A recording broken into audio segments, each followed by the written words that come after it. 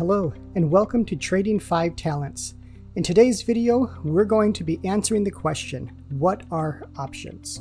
But before we begin, I just want to say I'm not a financial advisor, and this is not financial advice. This content is for educational and entertainment purposes only. Now, let's get into the video. So before we start getting into the nitty-gritty of what options are and before we define it financially, I think it might be helpful if we can start with something that we are already familiar with. And so I'm going to make an analogy to a shoe store. So we've got a shoe store, and what they sell are shoes, and they sell them in a specific lot. They sell them in pairs. So you get a left shoe and a right shoe. You sell them in pairs, you purchase them in pairs. Now, if you could imagine that there is let's say a third-party kiosk in the mall. For example, you see a shoe store in the mall, as you go out of the shoe store, you're walking through the main part of the mall. They have all these little booths called kiosks. And if we can imagine that one of these kiosks is actually selling coupons for shoes at that particular shoe store. So what they're selling you at the kiosk are coupons. What the coupons are good for are for buying a pair of shoes at the particular shoe store. Now these are special coupons because these are coupons that the kiosk or the coupon seller is actually selling. They're not just giving away coupons for free. You actually have to purchase them. So there's a cost associated with these particular coupons. On that coupon, it's going to list a couple of terms. One is the purchase price. So in our example, this coupon is going to say what you can buy these shoes for. This coupon, like all coupons, will also have an expiration date. So it's not like a gift card where you can just hold on to it for a while. These coupons have an actual expiration date. So let's say you want to buy this coupon because you think it's a pretty good deal. So you would be the coupon buyer. This kiosk or this booth in the mall would be the coupon seller. Now, when you take this coupon into the shoe store, you have the option now of either purchasing the shoes right off the shelf at face value, or you can redeem this coupon and get the shoes, hopefully, at a discount. Now, let's liken this to the financial markets. So a shoe store, in our analogy, would be analogous to a company. And the company will sell stock or part ownership of a particular company, and they sell them in specific lots known as shares. So we say that we buy shares of a company or we buy stock in a company. So that's what this company sells financially. The coupon then is like the option. And as the coupon seller in our example would be at a booth or a kiosk in the mall and they would sell coupons to whoever would want to purchase them, there are people or traders in the options market, and they're referred to as the option writer. These are the people who are selling the option to people who want to buy the option. Now, what they are selling, these are the option contracts, and this is what we're trying to define in this video. What are options? Well, options also have a price tag associated with them. That's referred to as the premium. It's how much an option actually costs. With each of these option contracts as well, just as with this coupon in our analogy, there's a price that you're going to be able to purchase the shares for, purchase the stock for. That's referred to as the strike price. And like our coupon in our analogy, there's going to be an expiration date for this option. So the option is a contract that costs money, and it gives the ability for the person who buys it the option to purchase shares at a specific price, known as the strike price, and the option will also expire upon a certain date. Now, the person who buys these coupons, they're referred to as the option holder. So you have an option writer who sells options, and you have an option holder who actually buys the options. With our coupon for shoes, you would go into the store and you would redeem the coupon. In options trading, it's referred to as exercise. You would exercise the option if you wanted to purchase the shares at the strike price listed on the option contract. Now, there are two types of options contracts. The first is referred to as call options. And this gives the buyer or the holder the right to buy or purchase 100 shares at the strike price listed on that option. The seller or the writer of the contract has the obligation to sell these 100 shares to the buyer of that option. So the buyer is like the person who holds the coupon. The seller is like the company of the shoe store that is obligated to sell shoes at that price that's listed on the coupon or on this call option. So the second type of option contract is referred to as a put option, and it's just the exact opposite of a call option. This gives the buyer or the holder of the option the right to sell 100 shares at the strike price, and it gives the seller or the writer the obligation to purchase 100 shares at that particular strike price. Now remember, option contracts, they always control 100 shares of a particular underlying asset. In our case, we're talking about stocks, so each option contract controls 100 shares of that particular stock.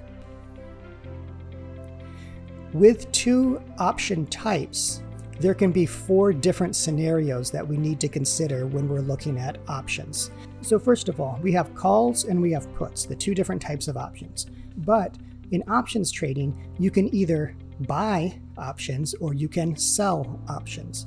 Buying options is also referred to as going long, or you're long a particular option. In contrast, selling options is referred to as going short on an option. So you can see if we put these in a 2x2 grid, there's going to be 4 scenarios.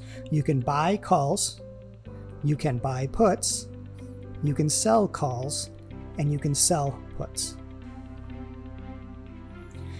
So over on the left-hand side, you can see the grid that we came up with these 4 different scenarios. I'm also color coding each of these scenarios so that it's a little bit easier to follow along. So you can see in the title, long call. Long is the brighter green, and then call is the more muted green. So when you're long a call option or you're buying a call option, you have a bullish outlook on that particular option. You believe that it is going to increase in value over time. So if the share price rises, you as the buyer of the option can either exercise to purchase the stock at the strike price, or you can actually just sell the option itself for a profit. Now, if you can imagine, if you have an option that tells you can buy a stock, let's say $10 cheaper than what it's currently selling for on the stock exchange, that option itself actually is worth money because you have a coupon to buy something cheaper than what someone else could get it at the market value. Therefore, oftentimes, people just buy and sell the options themselves. That's referred to as options trading. They're not too concerned with what it can purchase in terms of how many shares it can purchase, because they're never looking to actually exercise or redeem these options. They're not looking to buy the shares.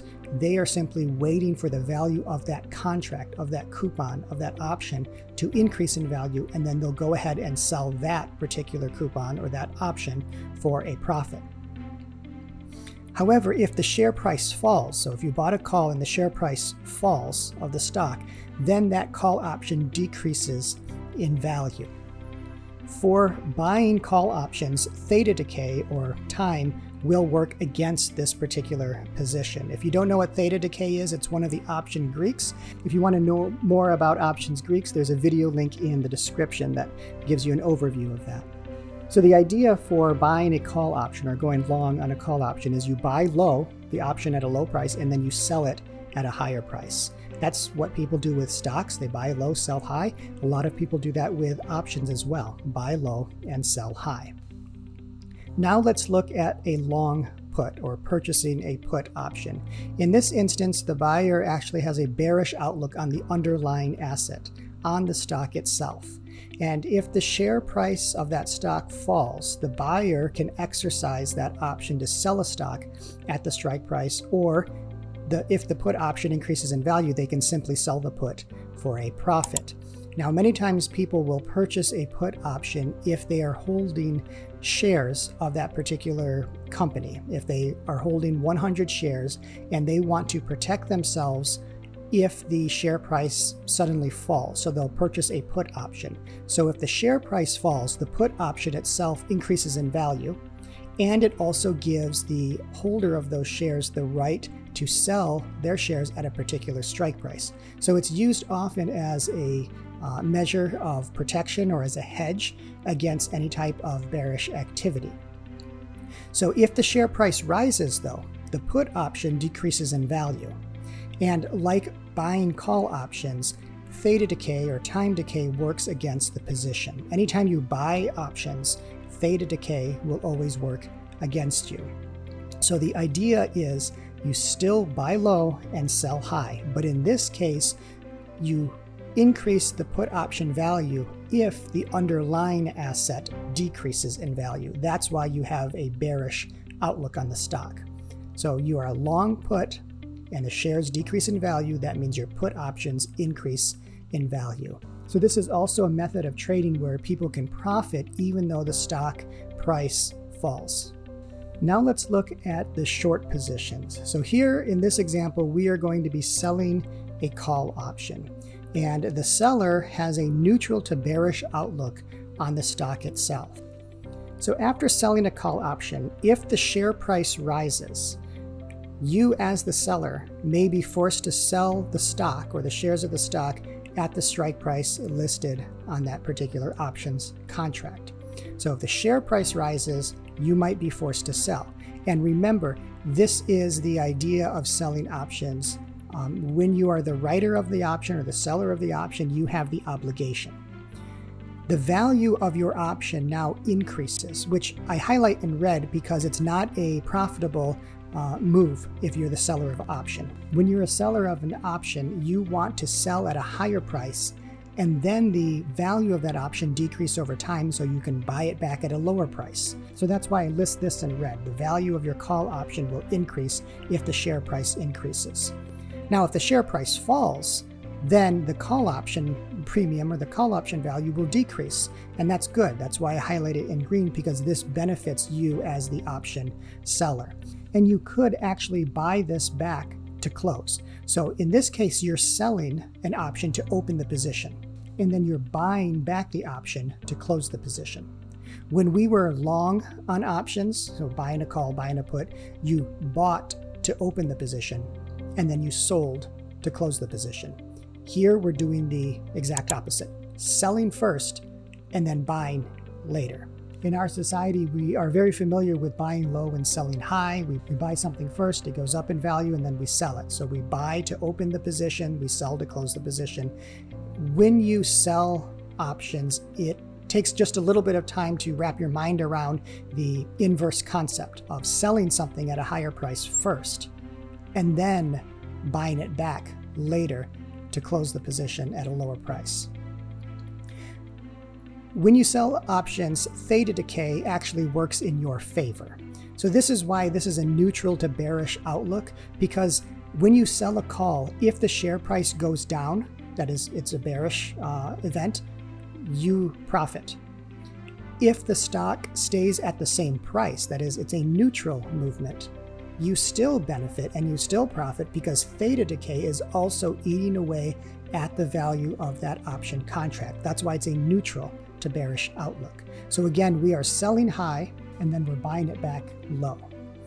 All right, now let's look at a short put position or selling a put option. In this case, you have a neutral to bullish outlook on the stock itself.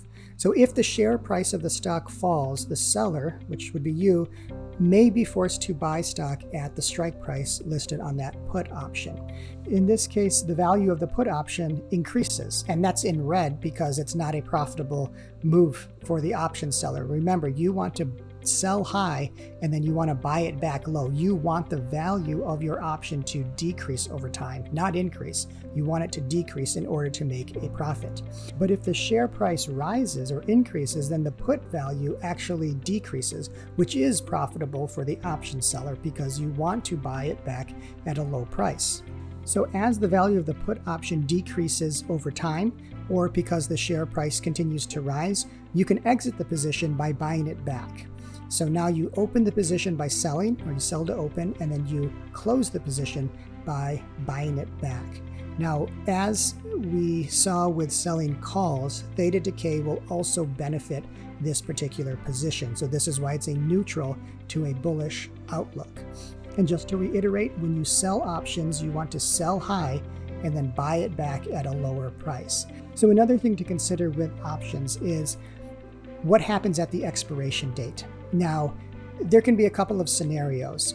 The option can go in the money, or it can stay out of the money. And if you want to know more about in the money and out of the money, I'll leave a link down in the description so you can have an understanding about what those terms mean. But so depending on where the share price closes on expiration date will determine if that option gets exercised. Many times options will expire worthless. That is, they don't get exercised at all. So you can imagine in our analogy when we were talking about coupons, if you had a coupon and you never used it, then the coupon is worthless after the expiration date. The value goes to zero. And that happens with options as well. So when we sell an option, you can sell high and you can buy back low to close the position if you want to. Or in many cases, you can let that option simply expire worthless and you don't even have to buy it back.